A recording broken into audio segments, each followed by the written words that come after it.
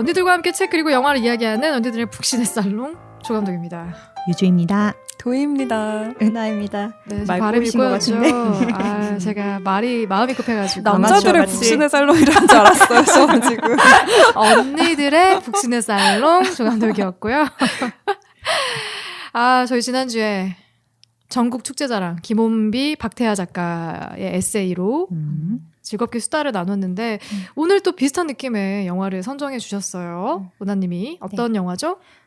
리틀 포레스트라는 영화인데요.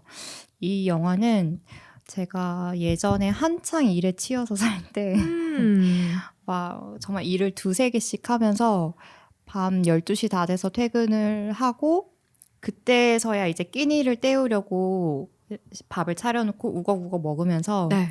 혼자 밥 먹는 게 너무 좀 스스로가 짠해서 뭔가 영상을 보면서 먹을까 할 때 항상 저의 밥 친구가 되어줬던 밥 친구, 술 친구가 되어줬던 그러니까 왜냐하면 계속 그렇게 치이면서 퇴근을 한 뒤에 뭔가 힐링을 하고 싶었나 봐요. 근데 이 영화가 저한테 너무 힐링이 됐었던 그래서 인생 영화가 된 네, 은하님은 같은 영화를 뭐 2번, 3번, 4번 봐도 네. 물리지 않나 봐요. 저는 좋아하는 거를 수십 번 보는 걸 좋아해요. 그래요? 네, 다양하게 잘 안 보는 나랑은 진짜 다른 캐릭터다. 달라.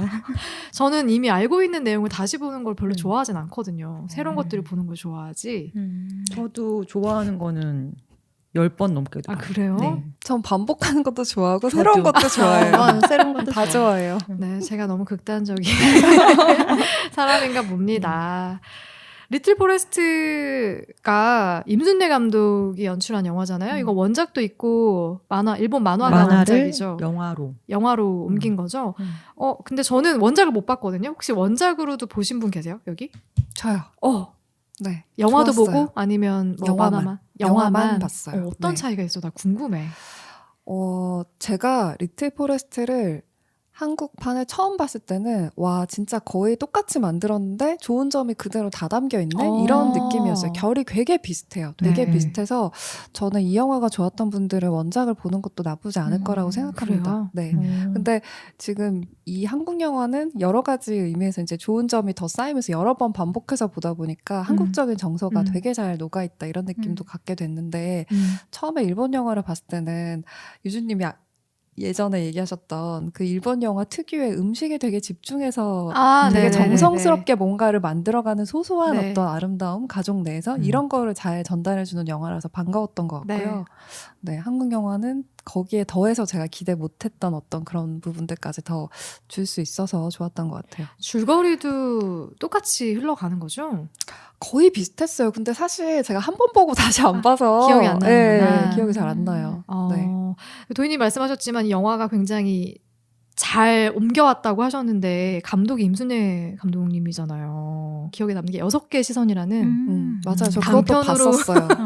근데 그 첫 번째 에피소드를 임순례 감독이 연출했었는데 그녀의 무게라고 이제 고3 학생인데 실업계고를 다니고 있는 고등학교 3학년 여학생인데 취업을 해야 되니까 외모를 가꿀 수밖에 없는 거예요. 그래서 기억나요. 온 몸에 랩을 두르고 진짜 다이어트를 팔부터 위해서? 다이어트를 위해서 살을 빼려고 온 몸에 랩을 두르고 운동장을 막 뛰는 모습이 초장부터 나와요. 그러니까 그 시기에 여성들이 할 수밖에 없는 그 고민에 대해서 너무나도 와닿게 연출을 하는 거야. 그래서 빵 터졌었잖아요. 그래서 예뻐지기 위해서 쌍꺼풀 수술을 하는 뭐 그런 에피소드였던 것 같은데 뭔가 그런 거였던 것 같아요. 저도 되게 어렴풋이 기억이 나고 이 우리 생애 최고의 순간에서도 현실에서 너무 많이 일어나지만 영화에서는 보고 싶지 않은 거 있잖아요. 맞아. 직업을 놓고 남녀가 대립하고 이런 거 남자 감독으로 바꿔버리고 이런 거를 여자애들도 보고 싶지 않고 남자들도 보고 싶지 않고 그런 게 영화의 주요 줄거리로 나와요. 그래서 특별했던 것 같아요. 되게 좀 찾아봐야지 이런 생각을 했던 것 같아요. 나라도 봐줘야지 이런. 되게 멋있는 거 어쨌거나 2001년에 와이키키 브라더스가 나왔는데 지금 20년이 넘게 계속해서 현업에서 연출을 하고 계시는 여성 영화 감독님이 계시다는 게 저는 좀 어떤 면에서는 대단하기도 하고 좀 존경스럽기도 하고 그런 것 같아요. 그래서 그런 포인트에서도 감독님을 응원합니다. 응원합니다. 네. 그리고 이 리틀 포레스트가 개봉할 당시에 큰 화제성은 없지 않았습니까? 약간 스테디셀러의 느낌이었던 것 같아요. 맞아요. 어떻게 이게 2018년도에 개봉했죠? 네. 어떻게 이렇게 꾸준히 관객들에게 사랑받을 수 있는 영화가 됐을까? 이런 포인트, 이런 장점이 어디에 있다고 생각하세요? 이 영화가? 너무 많은 것 같아요. 방금 말씀하신 것처럼 굉장히 이렇게 자극적인 영화들이 창궐하는 중간에 너무나 이렇게 잔잔한 영화가 이렇게 딱 튀어나와서 튀기도 했고, 그리고 이 새 청년의 삶, 뭔가 청년 취업이 굉장히 힘들고 이런 상황에서 그런 젊은이들이 공감할 수 있는 포인트를 건드려줬던 것 같기도 하고, 또 그리고 사람들이 뭔가 이런 건강한 음식에 대한 관심이 높아졌잖아요.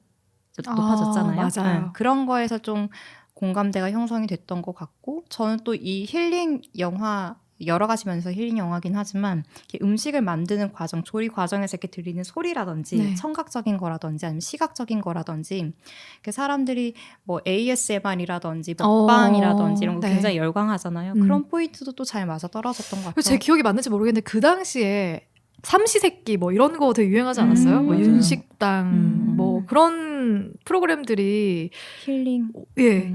힐링 프로그램도 음식 만들어가지고 먹는 것만 계속 맷돌로 커피 갈고 이런 거 되게 유행이지 않았나? 나는 맞아. 그랬던 것 같은데 그런 것도 좀 잘 맞물렸던 것 같고. 그냥 되게 오감을 자극한 영화인데 거기에 플러스 되게 공감대 형성이 잘 됐다라는 느낌이었거든요. 네. 그러니까 사실 너무 바쁘게 살다 보면은 내가 지금 뭐 하는 건가라는 거에 대한 생각을 한 번씩 다들 하잖아요. 네. 현대인들은. 근데 그런 거에 대한 거를 한 번씩 건드려줬던 그런 포인트들이 되게 공감을 많이 일으켰다라는 느낌이었어요. 공감을 샀다.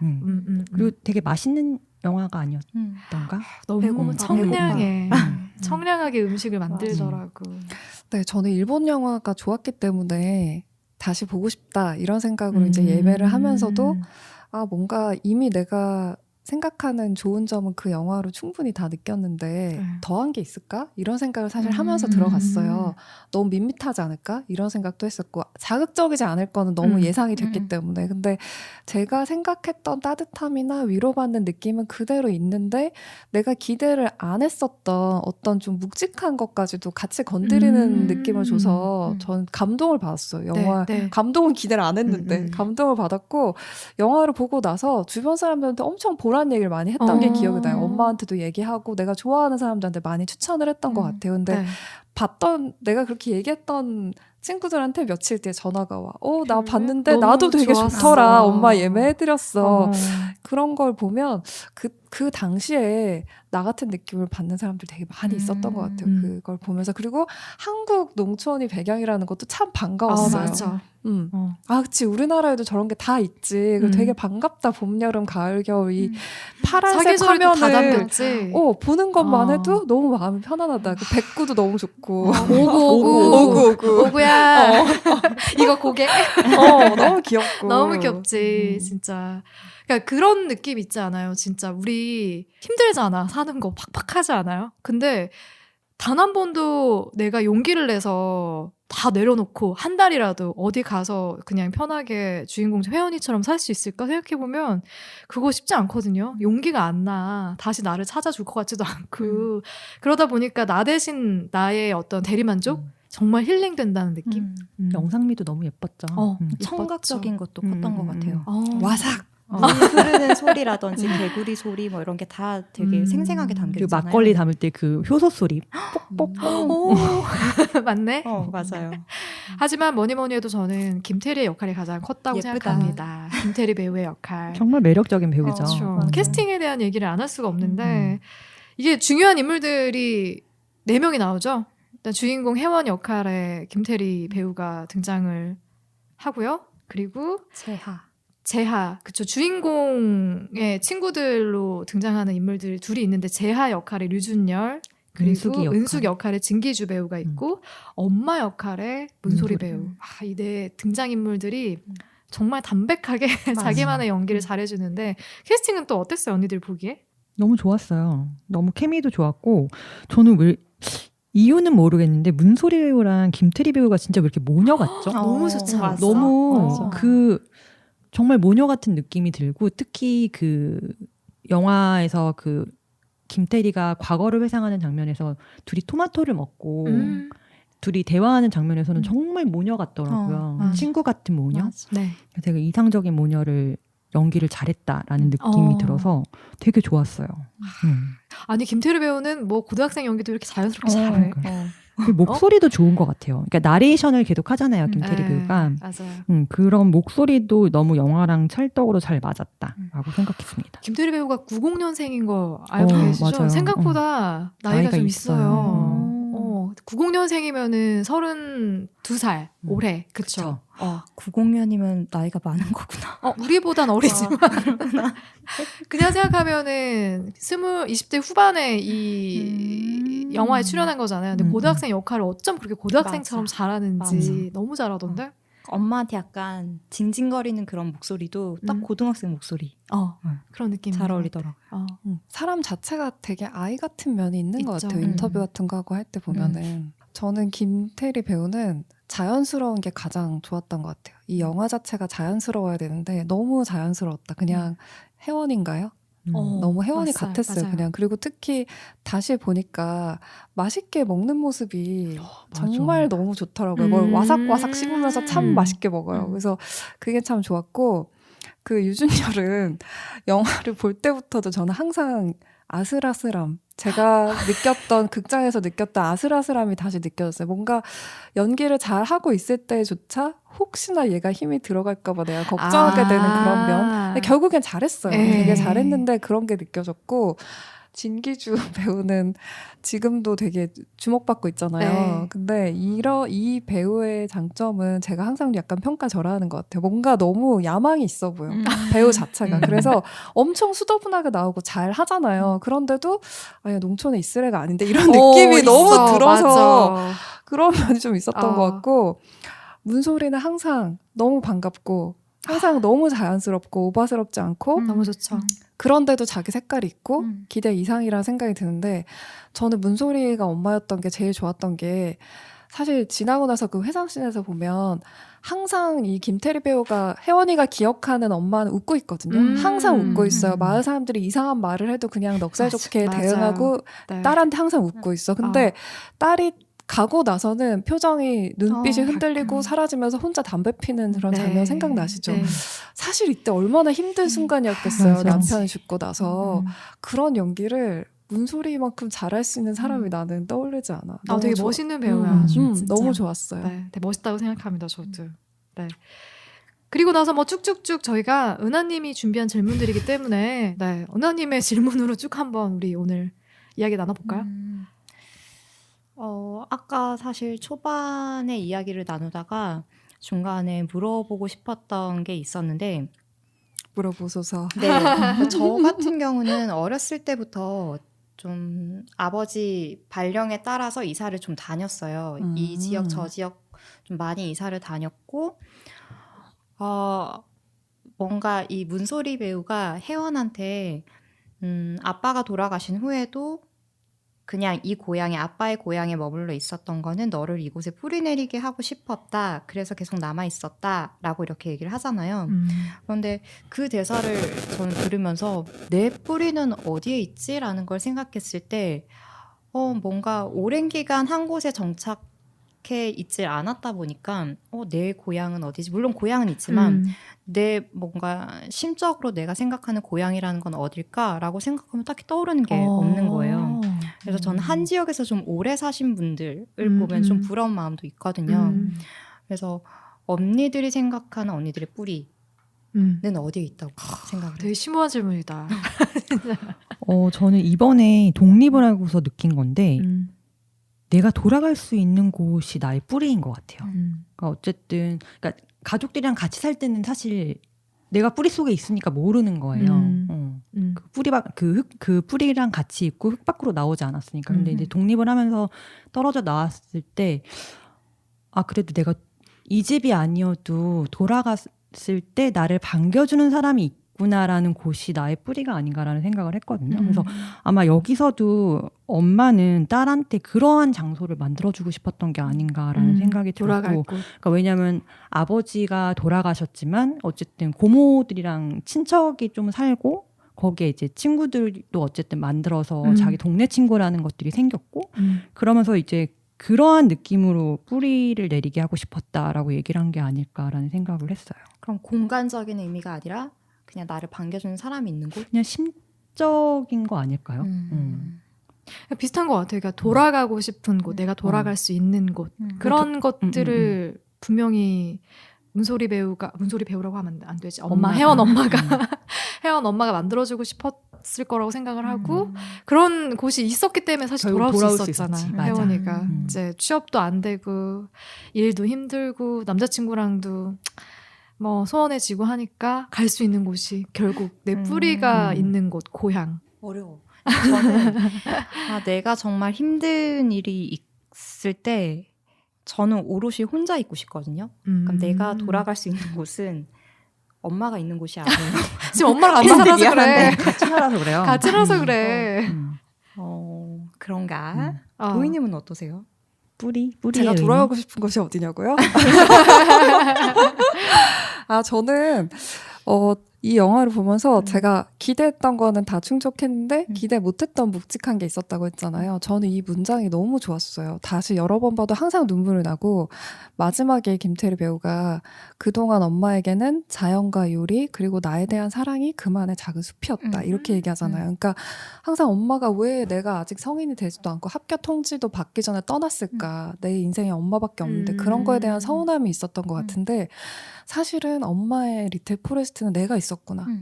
나에 대한 사랑이 있었구나. 세 가지 중에 이거를 느끼면서 얘가 모든 마음이 다 풀려. 엄마를 맞을 때 화나. 근데 이거는 설명해서 딸한테 전해줄 수 있는 게 아니잖아요. 그래서 이 장면을 저는 참 좋았는데 그리고 나서 이걸 깨닫고 나서야 이 혜원이가 나도 나만의 숲을 찾아야겠다라고 하잖아요. 근데 엄마가 너를 이곳에 심고 뿌리 내리게 하고 싶어서였다라고 얘기할 때는 나는 엄마의 숲에는 자연이 있잖아요. 그러니까 혜원이도 자연 속에 이 어울리는 치유받는 거를 너의 숲에 하나 있었으면 좋겠다. 이런 느낌을 주게 하고 싶어서 둔 게 아닐까. 그런 생각을 좀 했었어요. 그래서 저는 그게 그래서 자연일 수 있지만 이게 꼭 반드시 물리적으로 한 고향이 항상 의미가 모두한테나 있는 건 절대 아니라고 생각하고 내가 나의 리틀 포레스트가 뭐지 생각을 해봤을 때는 나도 역시 엄마에 대한 사랑이 있는 것 같고 저는 책, 여행, 영화, 일기, 많다. 대화 이런 게 저의 진짜. 포레스트. 그러니까 내가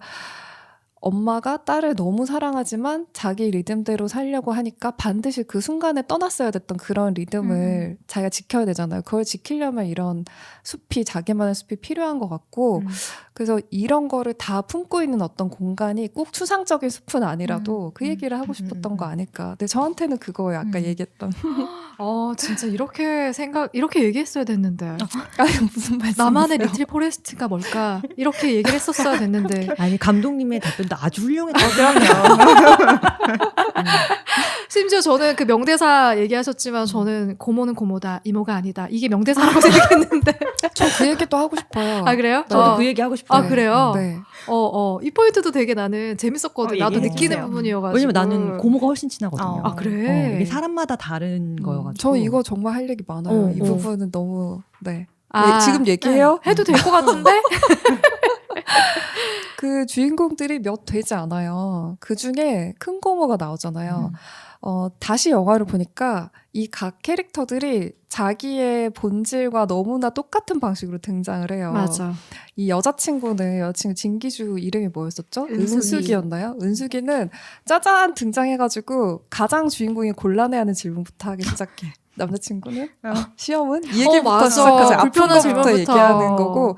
그리고 유준열 배우는 단점이 하나도 없는데 극 중에서 이 제안은 굉장히 담담하게 와서 항상 가장 필요한 걸 줘요. 맞아. 또 밤에 무섭잖아. 이러면서 강아지 오구 주고 가고. 그런 식으로 가잖아요. 근데 유일하게 피부치로 등장하는 엄마를 제외하고 큰 고모는 싫은 얘기, 아픈 것만 얘기해. 그리고 불쑥 찾아와서 가장 이 아이한테 아킬레스건은 엄마 얘기부터 시작해. 아픈 얘기부터 시작해요. 맞아.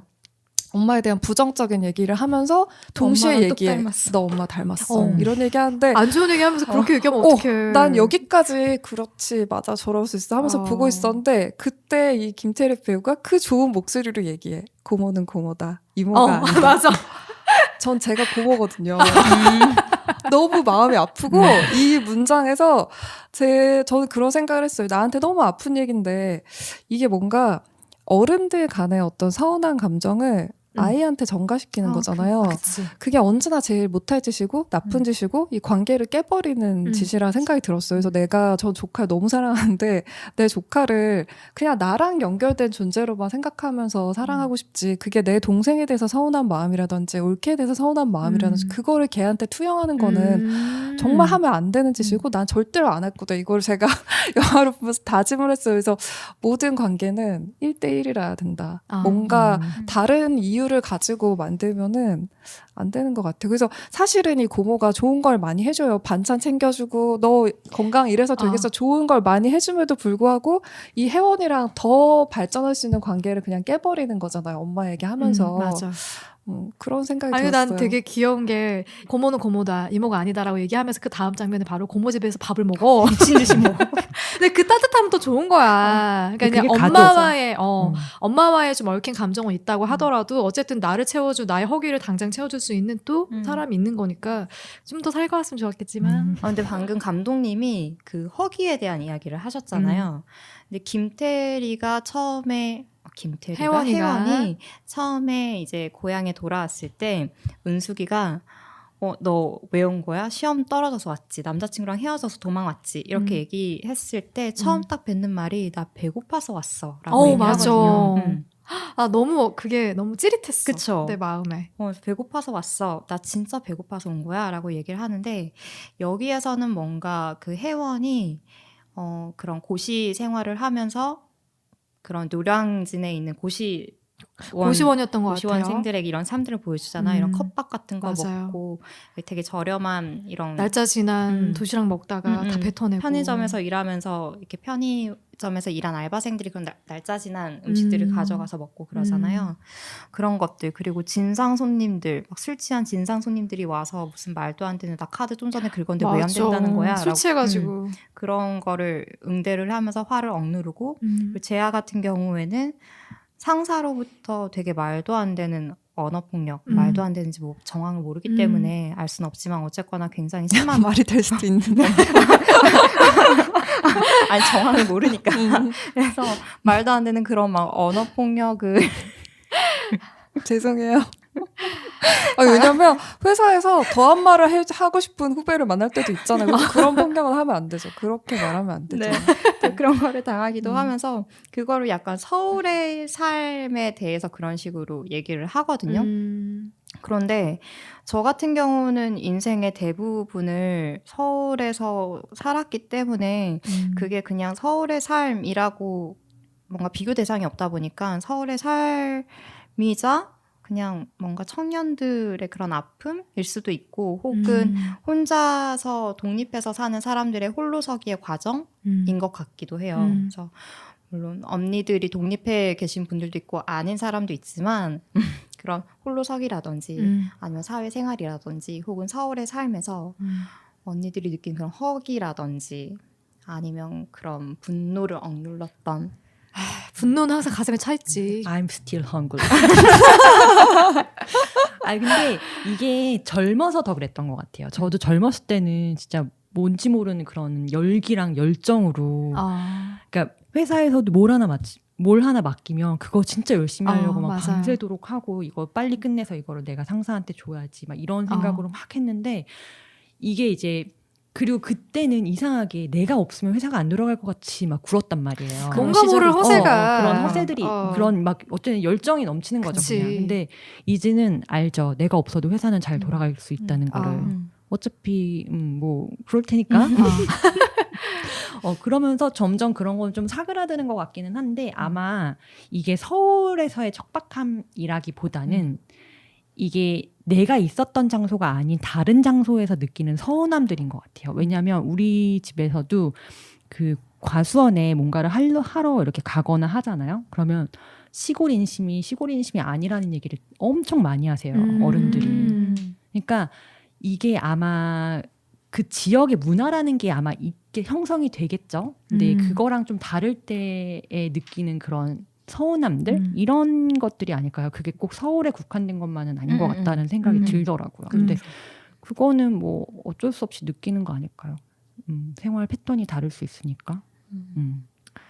그럴 수 있죠. 그때 저는 지방에서 태어나서 지방에서 이제 자랐던 입장에서는 이 서울 생활이 팍팍해. 팍팍해요? 솔직히 저는 팍팍해요. 왜냐면 독립해서 혼자 사니까 경제적인 문제에서도 맞아요. 우선 팍팍하고. 그러니까 뭐 예를 들면 그런 거지. 내가 본가가 서울이야. 그러면 내가 좀 힘들더라도 잠깐 본가에 들어가서 내가 하던 걸 계속 할 수 있다라는 생각이 있는데, 내가 만약에 서울에서의 삶이 너무 팍팍하고 힘들어가지고 다 그만두고 싶다. 그럼 난 지방으로 내려가야 되는 거예요. 내가 실패해서 도망가는 것처럼 비춰지는 그런 느낌이 들 수도 있겠다는 생각이 저는 들거든요. 그리고 기본적으로 속도가 달라요. 서울하고 지방하고의 속도는 전 진짜 많이 다르다고 생각하거든요. 달라요. 제 동생이 전주에서 가게를 하고 있는데 전 얘기해요. 야, 너 그냥 서울 가서 하지 왜 전주에 남아있어? 그냥 서울 가서 해. 언니들도 다 서울에 있는데. 얘기하면 무섭대요. 무섭대. 서울에 가서 장사를 하려면 경쟁하는 것도 너무 무섭고 그리고 속도 자체도 다르고 준비해야 될 것도 너무 많고 신경도 훨씬 더 많이 써야 돼. 난 여기 있으면 너무 편해. 천천히 흘러가니까 사람들도 많은 걸 요구하지 않아. 난 이 삶이 무슨 좋아. 가게 하세요? 저희 놀러 가고 싶어요. 얘기해도 되나? 네, 타이테라피. 오, 너무 좋다. 네, 하고 있어서. 저 가고 싶어요. 네, 제가 초대하겠습니다. 네, 저 가고 싶어요. 듣고 있니 연덕아? 이름이 연덕인데. 완주 와일드푸드 축제에 맞춰서 가는 거예요. 좋습니다. 그래서 타이테라피. 저는 이해가 돼요. 경쟁 자체가 달라요. 경쟁의 그 질 자체가 다르다고 느껴지는데 저는 그래서 그런 말들이 너무 이해가 돼요. 그럼 그런 거를 해소할 수 있는 감독님만의 방법은 있어요? 쓰는 거죠, 돈을. 아하. 저 얼마 전에 제가 워시타워를 뭔 타워? 워시타워. 오브제 워시타워를 세탁기와 건조기가 하나로. 돈을 쓰는 거죠. 허기를 채우는 방법. 채워지지 않는 이 허전함을 채우는 방법은 결국 소비입니다. 오브제 워시타워 아름답죠. 아니 근데 너무 공감이 가요. 그러니까 네. 저 이번에 독립을 하고선 저는 어쨌든 인천으로 갔잖아요. 근데 친구 중에 그런 얘기를 하는 거예요. 근데 인천으로 그렇게 이사 가면 다시 서울 들어오기가 쉽지 않을 텐데 이런 얘기를 하다가 맞다. 너는 그래도 본가가 서울이지?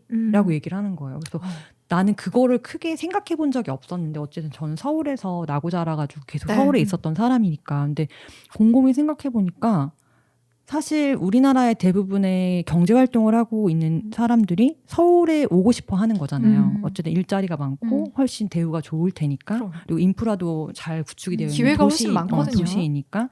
그래서 그런데도 불구하고 나는 굳이 서울에 살다가 인천으로 이사를 갔단 말이에요. 근데 내가 인천으로 이사를 덜컥 갈 수 있었던 이유가 과연 거기에 아는 사람이 있어서만일까? 생각해보면 나는 언제든 돌아갈 수 있는 서울에 집이 있는 사람인 거예요. 그래서 내가 어떻게 보면 되게 혜택을 받고 있는 사람, 누군가의 눈에는 내가 되게 혜택받은 사람일 수도 있겠구나라는 생각을 했거든요. 그래서 감독님이 말씀하신 게 되게 공감이 가요. 그럼요. 그런 부분에서 저는 늘 긴장을 하고 있단 말이에요. 나는 여기서 뭔가 하나 놓으면 다 정리해야 되고 그럼 나 내려가야 되는데 다시 서울로 내가 돌아올 수 있을까? 뭐 아니면 도구나. 그런 불안함은 항상 있습니다. 네. 저는 혜원이가 얘기했던 그 허기라는 점에서 제가 공감했던 부분은 서울의 삶, 그러니까 누구한테나 그냥 서울이든 전주든 부산이든 그냥 청년들이 다 겪는 일이지 이렇게 얘기할 수 있는데 저는 가족들과 떨어져서 멀리 떨어져서 겪는 사람들은 그 허기가 배가 되는 측면이 분명히 있는 것 같아요. 그러니까 가족이라는 게 되게 좋은 의미의 가족이라는 게 내가 굳이 무슨 일 때문에 힘들어라고 말하지 않아도 같은 정서를 공유하고 있고 그냥 욕조 안에 따뜻한 물이 담긴 거 내가 몸을 이렇게 딱 넣고 있는 것 같은 그런 느낌을 주는 공간이라고 생각하는데 서울 홀로서기를 하면서 서울에 갑자기 내가 혼자 왔어. 그럼 나는 욕조 밖에서만 사는데 하루가 끝나고 내 공간에 돌아가도 내 몸을 담글 따뜻한 물이 없는 거예요. 다른 친구들은 집에 가면 그런 공간이 다 있는데 그게 제가 서울에서 대학을 다니면서 가족들이랑 같이 사는 서울 친구들한테 좀 부러웠던 점이었고요. 그리고 가치관이 다르다는 것도 되게 큰 것 같아요. 그러니까 저는 되게 운이 좋게 대학 동기들의 그 문화가 엄청 공동체적이었기 때문에 대학 생활은 혜택을 많이 봤어요. 공감도 많이 받았었고 거기 속해 있다는 느낌 많이 받았는데 회사에 취직을 하면서는 내가 이때까지 생각했던 가치 뭔가 좋은 인간이 된다는 거, 인문학이라든지 문학이라든지 여행이라든지 이런 돈이 안 되는 예쁜 것들, 이걸 되게 중요하게 생각하는 공간에 담겨 있었는데 회사에 취직하고 나니까 뭔가 돈이나 성공이나 현실이지. 배경이나 재테크가 너무 중요하고 중요한 것까지는 오케이. 근데 그거를 얼마나 잘 준비하고 있는 인간인가가 너무 중요한 거예요. 근데 나는 전혀 그런 인간이 아닌 거지. 근데 여기 혜원이가 정성 들여서 만든 음식의 가치가 얼마나 중요한지를 다 공감하는 문화에 살다가 남자친구가 부담스러워하는 거에 도시락. 정이 똑 떨어지잖아요. 네, 도시락을 싸줬는데 그때 느끼는 허기라는 거는 배고픈 허기가 아니라 이런 정서를 공감해주는 사람들이 주변에 하나도 없는 그 느낌이잖아요. 제가 25살에 취직하면서 너무 받았던 느낌. 그런 면에서 되게 공감을 많이 했어요. 그래서 나를 지켜줄 리틀 포레스트가 되게 필요하고 내 리듬대로 사는 이게 필요하고 그래서 나중에 혜원이가 나 여기 돌아왔어라고 말한 것도 저는 이제 그걸 얘가 발견하고 있구나. 내 좌표를 내가 찍고 있구나. 그게 있으면 사실 서울에 있든 부산에 있든 어디서 무슨 아르바이트라고 어떤 험한 걸 겪어도 옛날만큼 흔들리지 않을 수 있잖아요. 그래서 그런 면에서 허기가 공감이 됐었어요. 그리고 혜원이가 돌아갔을 때 또 리틀 포레스트가 돼줄 수 있었던 친구들이 있어서 맞아. 저는 친구들의 역할도 진짜 컸다고 맞아, 생각해요. 진짜 오롯이 혼자였으면 빨리 다시 돌아가고 싶었을 맞아. 수도 있어. 우정과 사랑. 오 사랑 비슷한 열린 결말이니까. 감독님은 그러면 고향에 돌아간다라는 생각이 네. 있으세요? 나 고향 진짜 힘들 땐 했었어요. 진짜 힘들 때 내가 막 일 안 풀리고 할 때는 차라리 그냥 부모님 집으로 가서 뭐 경제적으로라도 좀 손 벌리고 살면 안 되나 이 생각을 했었는데 지금은 없습니다. 지금은 없어요. 은하님은 어때요? 은하님은 뭐 그런 거에 대해서 귀농 생각 있으세요? 귀농 은하님? 같은 걸 생각하세요? 그러게. 전 일단 자연을 좋아하긴 해요. 저도 그런데, 좋아해요. 네, 근데 이렇게 정말 현실적으로 생각해보면 전 벌레 진짜 싫어하고. 자연을 좋아하는데 벌레는 아니, 싫다. 이거 정말 현실이야. 벌레가 진짜 너무 싫고 햇빛 아래 있는 거 너무 싫고 그런데 귀농이라고 하면 그냥 시골에 가서 시골의 삶을 즐기는 게 아니라 농사를 짓고 하는 거잖아요. 떼약볕 아래서 물집모자 그 뭐라고 해야 돼? 이게 천 늘어뜨리면서 그거 쓰고 열심히 허리가 뽀사져라 모내기도 하고 캐고 농사일이 진짜 바쁘다고 알고 있거든요. 네. 저희 어머니가 강릉에서 이제 막 어르신들이 그런 거 농사를 짓고 하는 걸 봐왔기 때문에 항상 어머니한테서 농사일에 대한 이야기를 많이 듣는데 농사일은 정말 허투루 쓰는 시간이 없대요. 정말 쉬지 않고 계속 일해야 되고 막노동 중에 막노동. 네. 아 나는 안 되겠구나. 그냥 시골에 가서 내가 좋아하는 나의 다른 일을 하면서 사는 건 할 수 있어. 그치. 하지만 농사는 아니야. 근데 귀농에 대한 꿈은 전 없어요. 전혀. 네. 일도. 네. 왜? 난 도시에 살아야 돼. 인프라를 누려야 돼. 혹시 우리 뭐 리틀 포레스트 귀농에 대한 얘기를 할 수 있을까? 이래가지고 분 얘기. 까마귀 해줘요. 아니 이게 그 독립하기 전에 봤을 때는 그냥 어쨌든 맛있는 요리하고 뭔가 이렇게 힐링하는 거 영화라고 생각을 하고 봤는데 이제 독립을 하고 나니까 이 음식 재료를 그 재료를 준비해서 음식을 하는 게 얼마나 많은 시간과 정성과 노동력이 들어가는지를 알게 되니까 저 보면서 저거 요리하려면 진짜 힘들겠다. 근데 저는 이 영화 보고 나서 여기 나온 거 많이 해봤어요. 뭐 해봤어요? 시간을 진짜? 들여서 이걸 되게 해보고 싶다 생각이 들어서 밤조림을 제일 해보고 싶어서 밤조림 너무 궁금해요. 밤조림 해서 나눠주세요. 2년 2회 다 해봤는데 이거 자체를 내가 좋아하는 음식은 아니다. 이런 결론. 밤은 그냥 저는 삶아 먹는 게 더 좋다. 저도 구워 먹거나 삶아 먹는 너무 밥 되게 달아요. 좋아해요. 제가 만들어 보니까. 근데 어쨌든 만드는 과정은 너무 즐거웠어요. 회사에 친구들 나와주고 이런 것도 재밌었고. 먹기 싫어서 나눠준 거 아니야? 그건 아니에요. 너무 달아서. 너무 많아요. 일단 그만큼 하면 해봤구나. 해봤어요. 저는 어쨌든 그걸 보면서 이게 이제 어쨌든 약간 로망이 담긴 영화일 수도 있겠다라는 생각을 했어요. 네. 저게 그냥 예쁘게만 이렇게 맞아. 이렇게 찍혀서 촬영이 돼서 보여주는 로망일 수도 있고 정말 저 생활을 내가 할 수 있을까? 그러니까 밥을 먹기 위해서 아침을 먹기 위해서 뭔가 재료를 준비하고 음식을 해서 밥을 먹고 설거지를 하고 나면 점심 준비를 해야 되는 거예요. 시간이. 그럼 맞아. 점심을 또 이게 준비하고 먹고 설거지를 하면 다시 저녁 준비를 해야 돼. 근데 저는 그게 안 될 것 같아요. 그러니까 일주일 정도는 그렇게 밥을 해 먹을 수 있을 것 같아요. 네, 그 생각은 하긴 했어. 화면에서 급작스럽게 내려왔는데 다 준비돼 있어. 식기부터 시작해가지고. 그게 로망이라니까. 맞아. 그래서 이건 영화구나. 근데 각자의 이유로 귀농은 아니네요. 결론은 귀농은 아닌 것 같고 요리도 뭐 힘들다. 결국 요리는 좋아요. 그래. 근데 대신 거기서 회원은 일을 하지 않잖아요. 맞아. 하루 종일 집에 있고 어쨌거나 그런 소스들이 주변에 널려 있고 이런 것들이 충족이 되니까 되는 거지. 내가 만약에 서울에서 일도 하지 않아. 집 앞에는 배추가 없어. 그러면은 어디서 뽑아올 데도 없고 그치. 현실적으로 불가능할 것 같아요. 저는 여유가 있으면 가정용 식물 재배기는 사보고 싶어요. 그런 게 있어요? 이제 많이 나올 것 같은데요. 네. 그래서 뭐 돈과 저희 집 공간에 여유가 있으면 그건 해보고 싶어요. 식물을 그러면은 크게 힘들이지 않고 키울 수 있는 그런 건가? 냉장고처럼 뭐 드라마 같은데 나온 적도 있다고 하는데 네. 속이 들여다 보이게 네네네네. 자라는 게 보이는 그러니까 온도를 조절해주고 빛도 쐬주고 씨앗 뿌려서 여러 종류를 한꺼번에. 네, 그런 것 같은데요. 씨앗 키트 같은 거 해가지고 그래, 시중에 나도 나온 제품도 있고 대기업들도 이제 하는 것 같아요. 상추랑 방울토마토는 한번 네, 나도 그런 방울토마토. 것들 키워보고 그런 싶어요. 것들. 저는 바질. 상추랑 파랑 바질이랑 로즈마리를 키워보고 싶어요. 로즈마리? 로즈마리는 주로 어디에 쓰는 향 거지? 이런 스파게티 같은 거나 아니면 고기 구울 때도. 전 고수를 키워보고 싶어요. 고수. 파이 요리 되게 좋아하나 보다. 저 아주 좋아합니다. 그렇구나. 네. 우리 지금 얘기 나눴던 거 말고도 영화를 보면서 좀 궁금했던 거나 같이 이야기해보고 싶은 장면 혹은 뭐 여러 가지 에피소드들이 있을 것 같기도 하거든요. 저는 같이 얘기해보고 싶은 게 하나 있었어요. 뭐예요? 엄마가 혜원의 엄마가 떠나잖아요. 네. 심지어 수능 보고 난 바로 그 당일 아니었나? 학교에서 돌아왔을 때? 돌아오기도 전에. 그리고 나서 연락도 없고 꼭 그렇게까지 나도 그 생각했어요. 했어야 했을까? 저도. 그 심리는 무엇이었을까? 언니들은 어떻게 이해했을까? 저도 그게 정말 너무너무 궁금한데 그냥 너무 모르겠기 때문에 정답을 모르겠기 때문에 제가 내린 결론은 그냥 딸과 계속 커넥션이 이게 이루어지게 되면은 흔들릴까봐 자기 결심이? 마음이 약해질까봐 그런 게 아닐까라는 생각이 들긴 해요. 저는 그냥 왜 사람이 그냥 어떤 이유도 없이 뭔가 행동을 하고 싶을 때가 있잖아요. 있죠.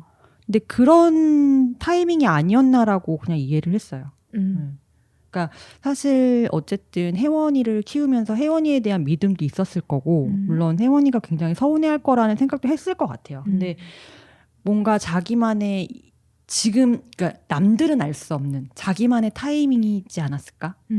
근데 그거를 굳이 본인이 그러니까 영화에서도 얘기 안 했던 거는 굳이 본인이 얘기하고 싶지 않았던 부분이 아니었을까라는 생각이 들어서 그냥 그래 사람들은 이런 순간들이 있지라고 그냥 저는 해석을 했어요. 네, 저는 제일 처음에 엄마가 등장하기 전부터도 큰 고모가 얘기하잖아요. 너네 엄마 참 별난 사람이야. 마을 사람들도 다 그렇게 얘기하고. 근데 엄마랑 그 토마토 에피소드가 나오면서 그때도 굉장히 평화롭게 딸과 엄마가 토마토 먹고 있는데 마을 누구 아줌마였겠죠? 뭐 풀 많다고 잔소리하고 막 노닥거리지 말라고. 아니 우리 내 밭에 내가 뭐 하던지 말던지 무슨 상관이야. 근데 그런데도 엄마는 그 에피소드에서 딸도 되게 싫은 소리 아직 철이 없으니까 그렇겠지만 외할머니 돌아가셨으려나? 엄마한테 엄청 아픈 말일 수 있는데 그거를 딸이 꺼내. 맞아요. 엄마가 외갓집에 연락 좀 해. 그런 뜻으로 하겠지만 화낼 수 있잖아요. 나 같으면 화났을 것 같은데 그 순간의 문소리 이 엄마가 보여줬던 태도는 정말 유연하고 되게 따뜻한 사람이다. 진짜 유연하다. 이런 느낌을 많이 주거든요. 근데 도대체 왜 고모가 엄마한테 별나다고 했을까? 네. 제가 얻은 결론은 이 별나다는 거는 자기 리듬대로 사는 사람인 것 같아요. 그래서 주변이 원하는 리듬이 아니고 어쨌든 내 리듬대로 사는 거다. 근데 누구나 바라는 거에 맞춰서 살면 별나다는 소리 안 듣고 좋잖아요. 근데 어쨌든 언젠가는 자기 리듬을 찾아야만 되는 순간이 있어서 그게 발견하는 게 필요하는데 딸한테 그걸 되게 가르쳐주고 싶었던 것 같아요. 그래서 인생의 외로움이라든지 혼자 서야만 되는 순간 이런 거는 엄마가 해결해 줄 수 없잖아요. 그러니까 네 리듬은 네가 찾아라 이런 얘기를 되게 많이 하고 싶었던 것 같고 지나고 나중에 읽어놓은 편지도 엄마가 왜 떠나야 되는지에 대한 설명도 다 그런 뜻이었던 것 같고 그래서 문소리는 그때 떠나는 게 자기 리듬에 맞았던 사람인 것 같아요. 되게 그때까지도 사실 참고 있는 거잖아요. 계속 참았던 것 같아요. 네, 딸에 대한 네. 사랑 때문에 그 시간을 그냥 버티고 있었던 거지. 네. 이제는 엄마도 시간이 끝난 거죠. 엄마로서의 역할, 엄마로서의 꼭 해야 될 의무 이런 것들은 다 끝난 상태.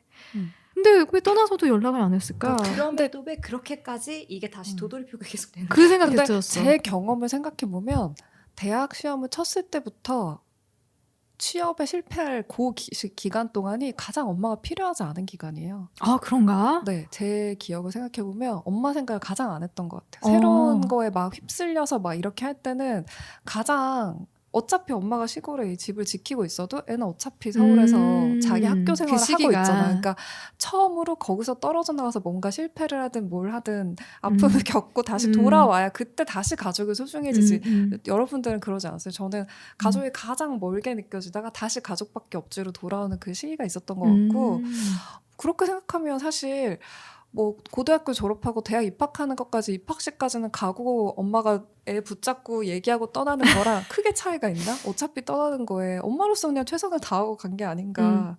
근데 전 그것도 궁금하더라고요. 혜원이 그렇게 서울에서 뭔가 밑바탕을 다시 꾸리고 돌아오잖아요, 고향에. 네. 어떻게 살까? 쟤는 행복할까? 아, 돌아온 이후의 삶이 어떻게 될까? 혜원이. 그게 좀 궁금하더라고요. 어차피 돌아온다고 해도 예전과 비슷한 삶일 거 아니에요. 일이 없었잖아요. 하고 있는 수익 활동이 없었잖아. 뭘 하고 살까? 경제 생활이 없죠. 무엇을 하고 살까? 근데 얘가 불안한 거는 경제 생활을 안 하고 있기 때문에 불안한 그렇죠. 거는 아니잖아요, 사실. 그러니까 얘가 그냥 서울에 너무 가고 싶잖아, 고등학교 때. 나 서울 가서 뭐 하고 살까? 그게 가득한 애한테 여기 있으라고 하는 거랑 서울에 가서 내가 하고 싶은 거 다 해보고 다 겪어보고 나서 이게 나랑 정말 안 맞는구나라고 생각하고 해서 내려온 거랑 여기서 내가 좋아하는 게 뭐지? 아, 난 이게 진짜 맞는 사람이지 아니지. 이걸 다시 한번 다 생각을 해보고 나서 그러니까 저는 진짜 내가 어디에 속해 있는지를 계속 아는 게 되게 중요하다고 생각하는데 그런 좌표가 정확하게 분명하게 딱 섰을 때 다시 내려오는 거랑은 직업이 있든 얘가 뭐 한국에 있든 서울에 있든 어디에 있든 너무 크게 차이가 있는 것 같고 사실 말로 잘 설명할 수도 없어. 내가 좌표를 딱 찍고 있을 때는 제가 작년엔 불안했는데 올해는 안 불안해요. 이걸 사실 차이를 잘 설명할 수 없어요. 자기 안에서만 해결되는 거라서. 근데 어쨌든 혜원이는 해결한 것 같아요. 뭔가. 그리고 저는 여기서 이 유준열을 이렇게까지 멋있게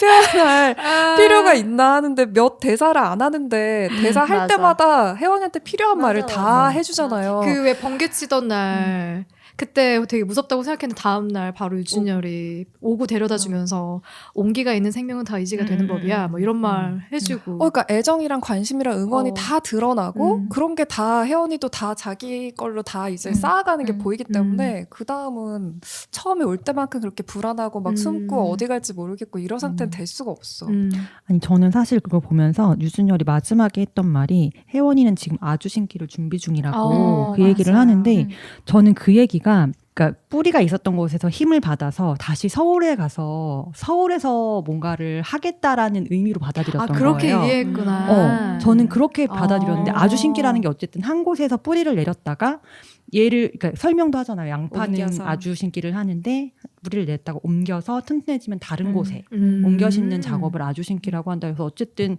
뿌리 자체가 이동을 하는 거잖아요. 그래서 저는 얘가 어쨌든 뭔가 자기의 뿌리가 있었던 곳에서 작은 숲을 찾고 자기만의 그런 패턴이나 이런 것들을 확인을 하고 내가 뭘 좋아하는지도 알고 서울을 가서 서울에서 뭔가 새롭게 시작하는구나라고 저는 생각을 했던 거예요. 근데 유준열은 재한은 좋아하잖아요. 그치, 여주인공을. 그리고 전 여자친구도 너무 사랑했는데 같은 공간에 있을 수 없기 때문에 헤어졌어. 너무 슬픈데도 불구하고. 그래서 얘는 좋아하는 애랑 한 공간에 있어야 되는 애예요.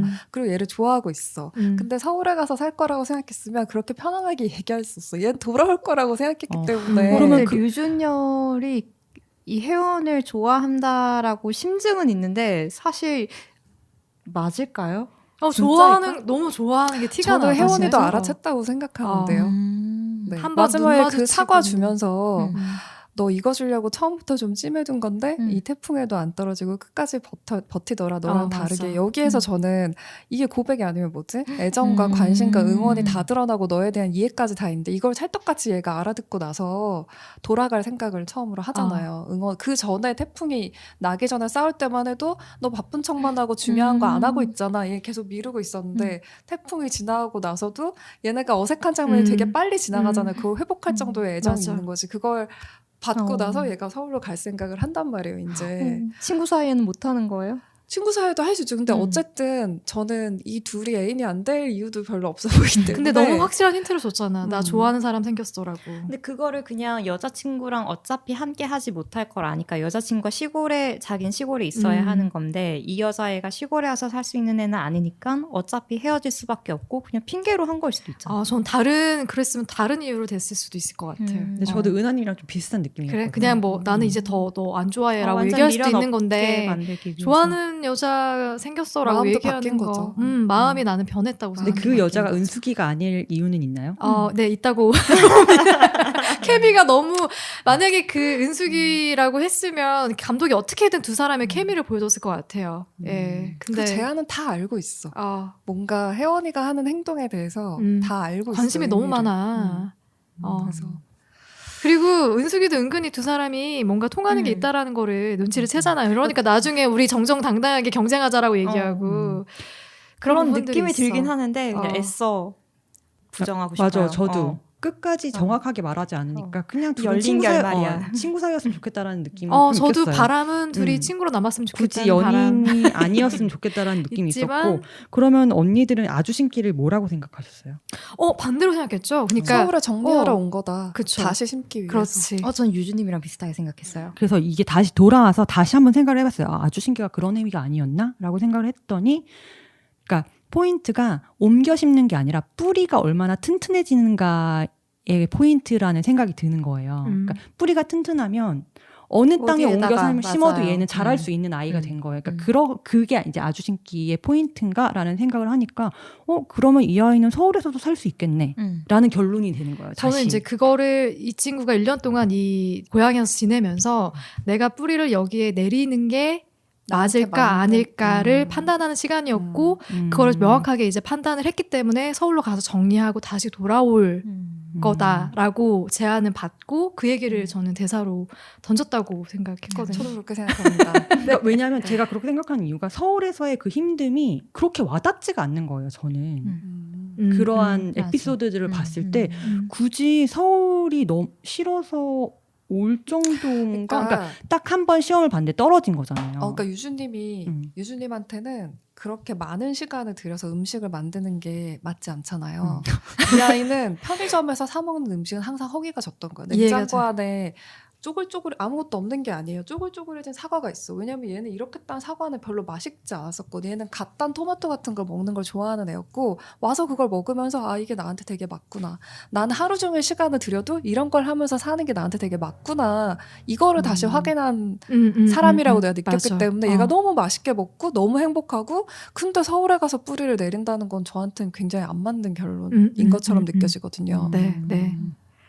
제아의 의도 자체는 그 얘기였던 것 같아요. 다시 돌아올 아이다라고 얘기하기 위한 아주심기를 꺼냈던 거라고 저는 보고 감독도 그렇게 연출을 했다고 봐요. 네, 그리고 일단 기본적으로 서울에서의 삶 자체를 길게 보여주지 않았을 뿐이지 얼마나 팍팍하고 힘들었을지는 우리가 상상으로 충분히 할 수 있지 않을까 하는 생각도 들고 더 하고 싶은 얘기 없어요? 뭐 이건 너무 좋았더라. 이건 크림 브릴레. 친구와의 어떤 그런 것도 참 좋았어요.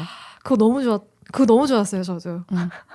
자기가 뭐 이런 것까지 서운해. 나는 그만두던가 다섯 글자 한 것뿐인데 이렇게 생각하고 막 이러고 있었는데 생각해보니까 자기도 엄마한테 너무 서운했던 기억이 난 거잖아요. 이런 포인트는 너무 맞는 것 같아요. 그래서 엄마한테 받았던 그 요리로 기분이 풀어졌던 기억이 나가지고 똑같은 요리해서 가지고 가는 거. 그때 은숙이 참 귀엽지 않아요? 너무 귀여웠어. 한 입 먹었는데 그 느낌 있잖아. 너무 좋아하는 거야. 바로 화해. 음식 에피소드들마다 다 좋았는데 저는 그거 다랑어포인가? 나뭇잎. 그 에피소드도 이거 우리 되게 엄마 귀여웠어. 건데 사기꾼. 아 너무 웃겼어. 야끼소바. 맞아요. 오코노미야끼. 오코노미야끼를 맞아. 보고 이제 저거 똑같이 따라했구나 이거 알게 되는 거고. 그 에피소드 좋았어요. 전 막걸리. 막걸리. 그래서 그 이후로 저는 막걸리를 담으러 갔었죠. 상주에. 네, 상주에 가서 막걸리 전통적으로 담그는 법 배워서 담궈서 가지고 왔었어요. 혹시 그게 자극이 돼서 네. 배우러 간 거예요? 네네네. 대단하다, 진짜. 열정적이다. 제가 술을 잘 못 먹으니까 전 집에서 쉽게 만들었었거든요. 이거 보고 나서. 나 식혜 진짜 좋아하는데. 그러니까 뭔가 이렇게 막 하고 싶게 만드는 면이 있죠. 영화가 분명히 있는 저도 것 같아요. 이번에 보면서 다시 보면서 나 식혜는 꼭 한번 만들어야지 그 생각했어요. 엄마가 어릴 때 겨울만 되면 식혜를 해주셨거든요. 만들어주셨거든요. 전기밥솥에다가 맞아요. 쉬워요. 넣고 그냥 설탕 타고 뭐 해가지고 만드는데 너무 맛있어서 저희는 한 번 만들면은 진짜 며칠 안 가고 다 먹었어요, 바로. 그래서 저도 한 번 식혜는 도전해보고 싶다. 영화 보면서. 분명히 이 영화가 힐링이 되는 부분도 있지만 보면서 자극이 되는 것도 있거든요. 이건 꼭 해봐야지라고 생각이 드는 포인트들이 많이 있어가지고 꼭 한번 보셨으면 좋겠네요. 특히나 여름에. 네, 날 더울 때 한번 보셨으면 좋겠다. 네. 그럼 영화에 대한 우리 한 줄 평으로 마무리 해볼까요? 감독님부터 하십시다. 네. 저는 도희님의 그 말이 너무 가슴에 남아서 나만의 리틀 포레스트는 뭘까? 그리고 나만의 리틀 포레스트는 어디에 있을까를 찾고 싶게 만드는 영화? 저는 지극히 제 개인적인 경험이 많이 묻어있는 영화이기 때문에 저의 한 줄 평은 달지 않은데 단맛이 나고 짜지 않은데 짠맛이 나는 나의 혼밥 친구, 혼술 친구.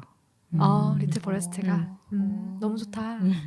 저는 기대를 채워주는 따뜻함에 기대하지 않았던 묵직함까지 선물 받은 느낌. 이게 마지막에 하면 이렇게 어렵구나. 더 센 걸 내놔야 돼서. I'm still hungry. 저는 근데 아주 심게 좀 꽂혔거든요. 그래서 계속 물어봤구나. 그게 저게 어떤 의미일까라는 걸까 자꾸 생각이 드는 거예요. 근데 저는 어쨌든 뭔가 뿌리가 튼튼한 그런 느낌이 자꾸 강하게 드는 거예요. 어디에 옮겨 심어도 살아날. 그래서 모든 사람들이 이 영화를 보고 아주 신기에 성공했으면 좋겠다라는 느낌이 들었어요. 네. 전 서울에 뿌리를 잘 내렸으면 좋겠다 하는 생각이 문득 드네요. 잘 내리셨잖아요. 네. 앞으로도 계속 내리고 살아야 될 텐데. 지지대가 되어드리겠습니다. 감사합니다. 저희 이제 7월에는 또 유주님이 선정한 책과 영화가 기다리고 있잖아요. 맞아요. 어떤 책과 영화를 선정하셨나요? 손원평 작가의 아몬드. 그리고 영화는 인사이드 아웃. 왜냐면 그 감정에 대한 얘기인데 좀 다루면 재밌을 것 같아서 뽑아봤습니다. 좋습니다. 네. 또 찰떡 매치.